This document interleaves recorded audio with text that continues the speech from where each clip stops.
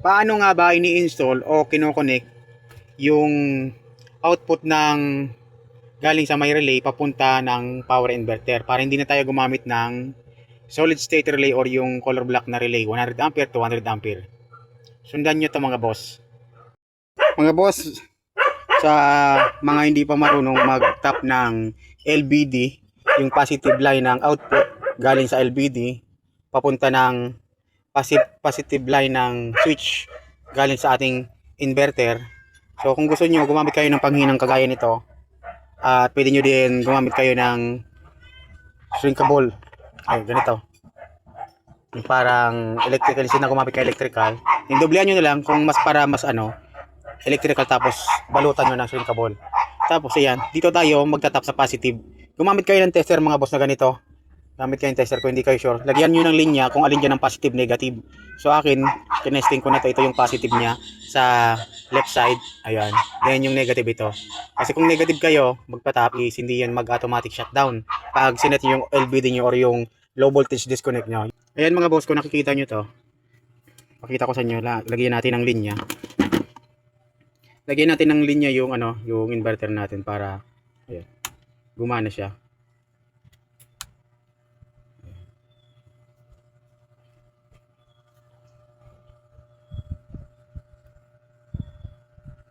Kita nyo, hindi kasi kita sa ito yung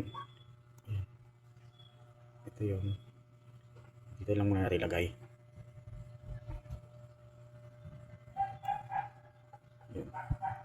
Positive, negative. Yung positive lang yung kukunin natin mga boss. Ayan, ito yung positive sa left side, kita nyo. Ayan yung positive. Balik rin natin yan. Ayan. Ayan, nag-negative sign. Which is means ito yung positive sa left side. So, umpisa na natin.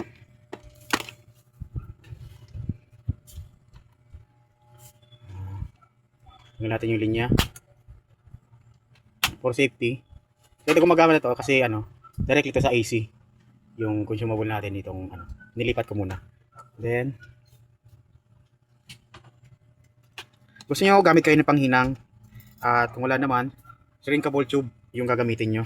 Para naman, for safety, wala kayong magamit na panghinang. Ito yung papadaanin natin, papalustin lang natin ito dito sa may butas. Dito lang natin siya papalusutin. Kahit saan dyan, basta duman yung natin. For example, dito ba? Ayan. Ayan. Ito na tayo kapadaan ng ayan. Ito natin siya papadaanin. Ingat lang kayo. For safety, patayin nyo yung mga breaker nyo kung maglalagay kayo ng ganito. Hindi na tayo gumamit, magtatanong bakit hindi na tayo gumamit ng relay, yung color block at saka yung solid state relay. Ito na yung ginamit natin kasi yun. Dito na natin yung papadaanin. Depende sa inyo kung saan yung papadaanin yan. So dito na tayo. Daanin natin siya dito.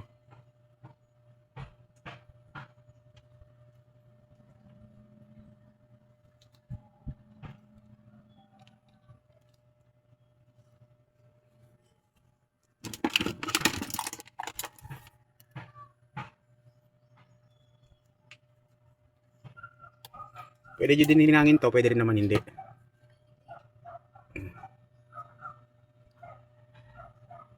Sa case natin, kailangan natin itong hinangin. So, may panghinang tayo at saka balutan natin ng shrinkable. Shrinkable tube, yun yung tawag dito. So ito na, i-cut na natin mga boss. Positive line. Yan, kinat na natin. Then balutan natin ng positive. Balutan natin siya.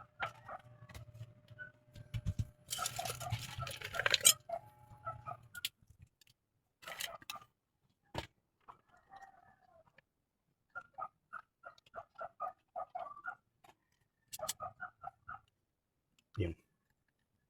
Okay na. Nasabahan yata. Para hindi siya mag-shortage dito, balutan nyo lang. Then, isa naman yung linya, positive line. Dito na natin siya redirect. I-redirect natin siya dito mga boss. Balatan lang natin yung wire. Yun. Positive line. Gamit tayo ng sinkable. Tube. Yung malaki. Mas pares lang naman.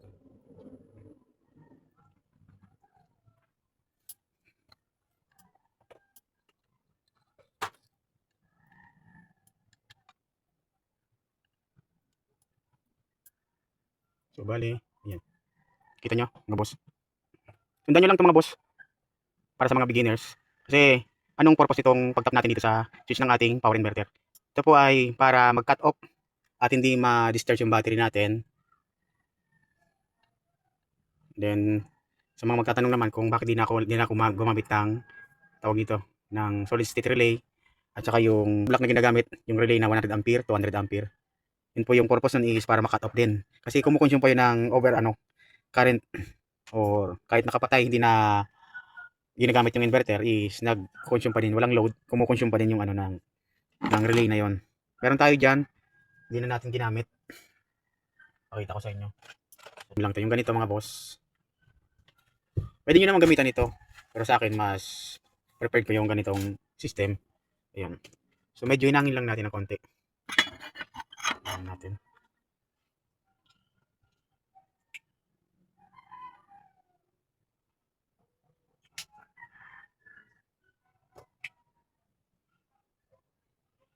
Ayan. Goods na yan mga boss. Ayan natin.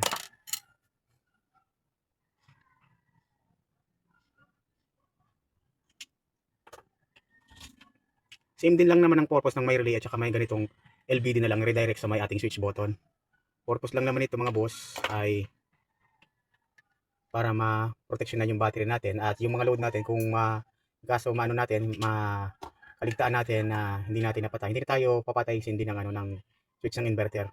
Hindi na tayo magbabase doon sa ating kinukonsume at papatayin pa natin, kailangan pa natin patayin yung inverter para naman hindi malobat yung battery. Ito is nakaset lang yung LVD, automatic i-shutdown niya yung brownout na yan para hindi mabugbog or ma-discharge yung battery natin.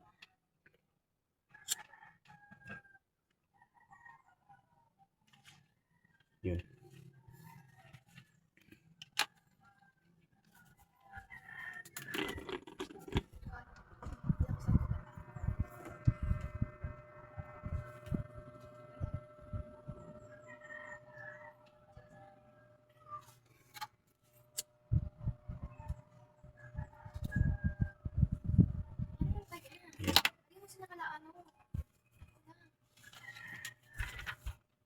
Goods na to mga boss. Bale, i-adjust lang natin siya ng konti para hindi mahila yung ating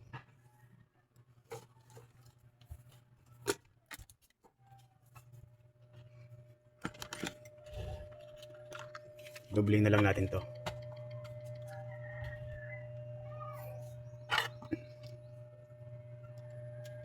Yun lang, ganun lang mga boss. Mamaya itatry na natin.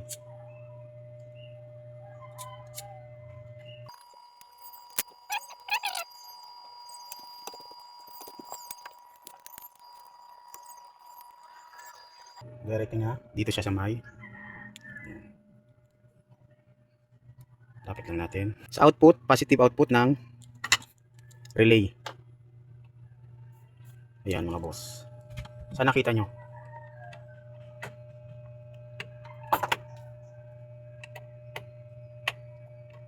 Yung positive in ng ating LVD, kahit magre-redirect kayo sa battery or dito sa may, mag-tap kayo dito sa may inverter, positive, negative ng inverter.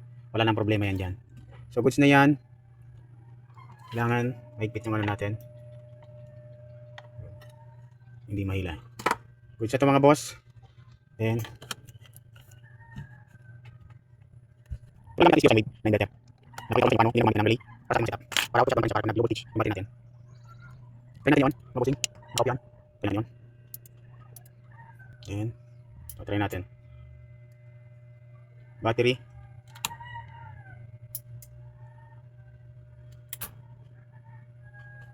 Try natin yun.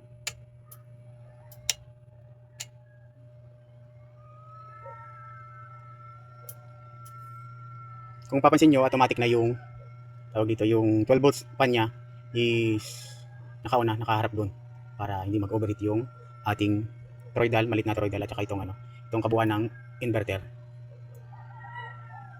Yung iba nagdadagdaga, pwede nagdagan natin dito ng maliit na ganito para, so dahil small setup lang naman to, yun lang mga boss. So kung papansin nyo mga boss, ayun, try na natin to. Ayan, off lang muna natin.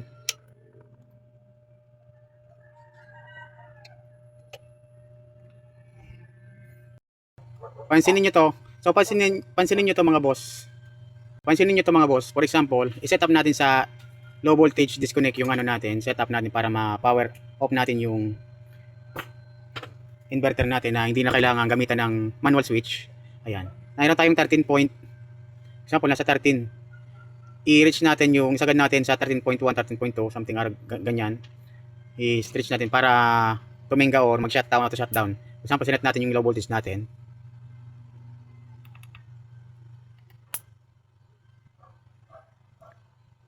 Pag setup nito,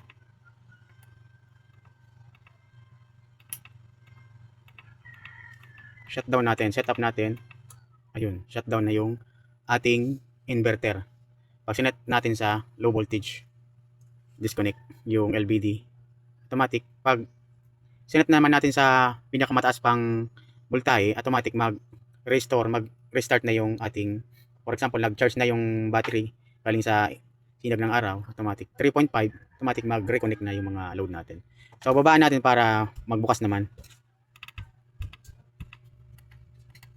Yun.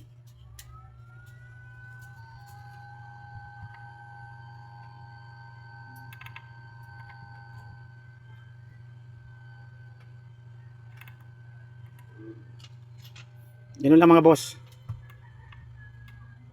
Ang sinetap na natin sa 12.5, malulobot yan, and then mag-reconnect siya ng 12.8.